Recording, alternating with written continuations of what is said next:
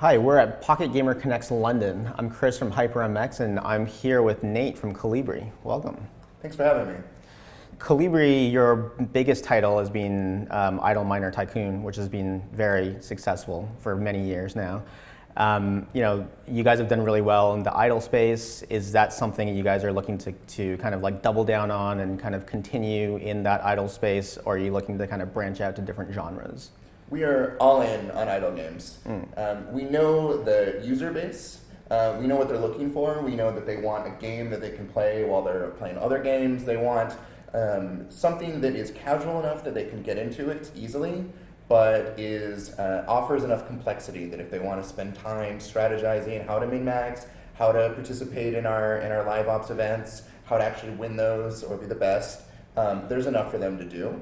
And we also know that we kind of sit in an interesting part of the ecosystem that's in between, hyper-casual at the far end, where we can acquire users relatively easy, and also on the other side, we can then help to market hardcore and mid-core games to the users we acquire. So we can monetize this way, and along the way, unlike some of our competitors on the more hyper-casual space, there's lots of opportunities to monetize through in-app purchases. So that means we can build a ton of content for our players. We can give them tons of things to do for months to years, and not have to be worried about just making ends meet or just appeasing a certain type of player. Right. It enables us to be much more player focused. So we will be only doing idle games for foreseeable future. On the hyper-casual side of things, I know that there are some similarities with idle games in the sense that a large portion of the revenue is driven by ads.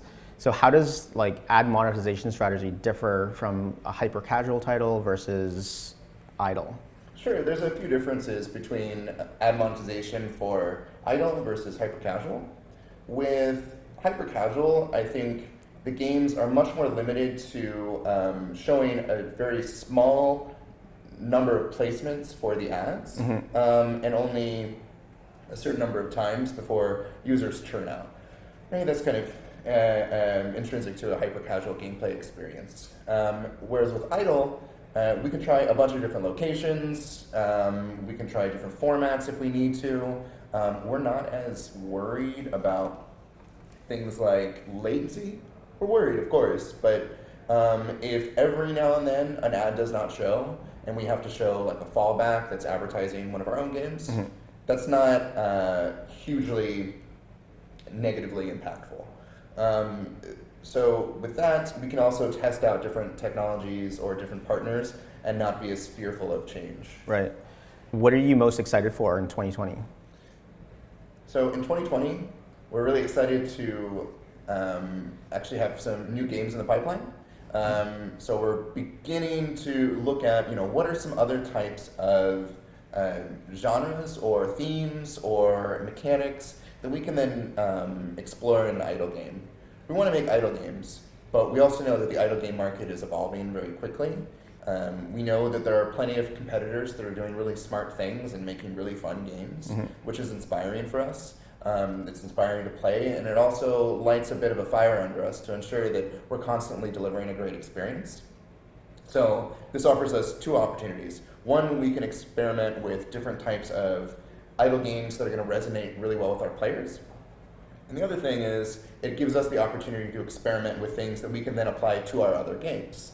So because of those two aspects, although I don't know precisely when, and anybody who pays attention to data will not necessarily always know when the next game is launching, when we have, say lightning in a bottle, we are extremely excited to see some of these guys begin to move out the door.